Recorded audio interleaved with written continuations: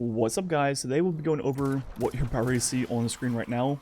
This is yeah okay, sure.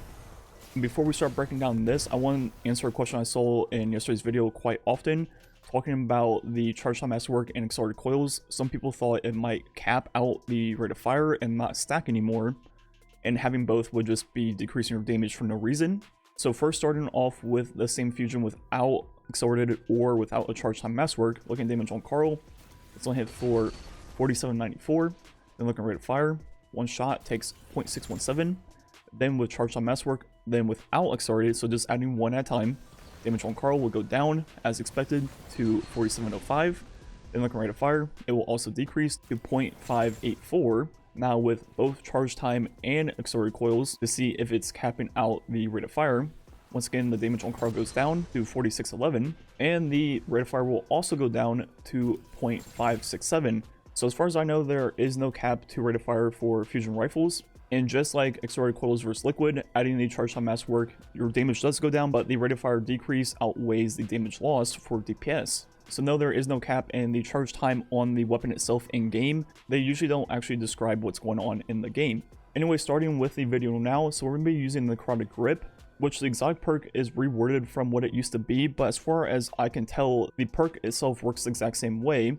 Whenever you use your melee, it will poison that enemy, then if they die, it will spread that poison to nearby targets. So looking at that in the game, if you've never used this exotic before, it's pretty good for trash mob clear. Just melee one day, next thing you know, the entire room will be poisoned. As long as there's things nearby, it will keep spreading over and over again. And the dot damage isn't anything too crazy. It's not like enough to kill major. So the main point of this exotic is just to take care of the lower tier stuff nearby by just meleeing one. And then you can go back to shooting your major, shooting your boss, whatever it is.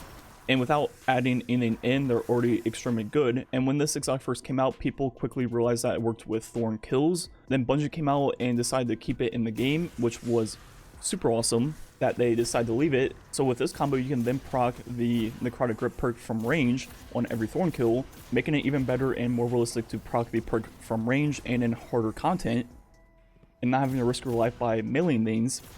And not to mention, Thorn is just straight up a good PvE hand cannon. You never have to reload, and the damage per shot is extremely high with Soul Devourer. And there's another thing comboing with Necrotic grips now in the exact same way, and that's going to be bottom tree Dawnblade with all the burns and chain explosions. So when I first saw this rework, I thought the melee would be really cool to combo with Necrotic grip. You would melee something, it would burn them. When they die, they would explode and spread the burn.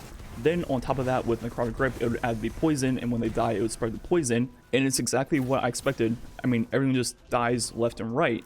But the thing is, any burn kill on bottom tree Dawnblade will proc Necrotic grip and spread the poison, not just your melee. So using your grenade to burn a target, once they die, it will then spread Necrotic grip and the burn and the explosions, along with your super, also along with your melee. So it doesn't matter how you burn the target, once the target has been burned, when they die, they'll spread poison, they'll spread more burning, and they'll also explode. So yeah, this is pretty crazy.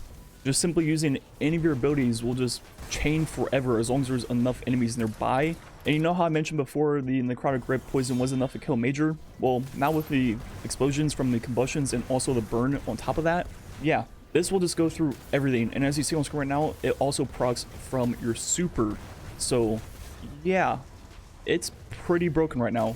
So for making a build, it's pretty much comes down to which ability do you want to be able to spam. And I think on solar, it's easier to get your grenade more often. So looking at this build, I have two different versions, both of which will have the exact same armor and mods. So looking at that first, we have particle deconstruction and then also elemental ordnance to create solar elemental wells from our solar grenades.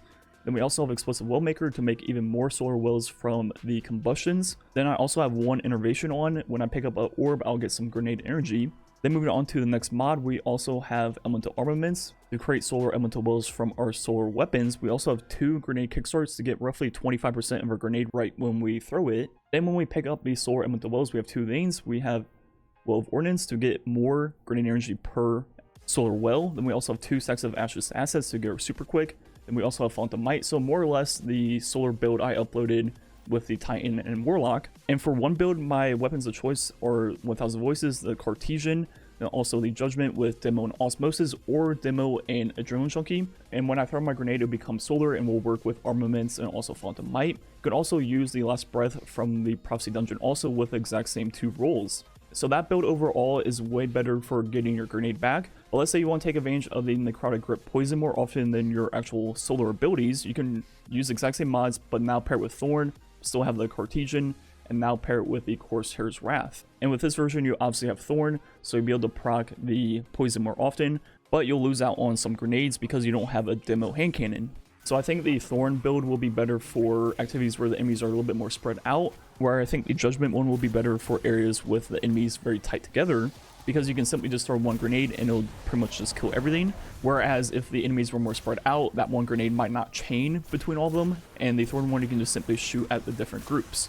So yeah, the Necrotic Grips are absolutely insane right now, and it'll be interesting to see if they go ahead and keep this like they did with the Thorn.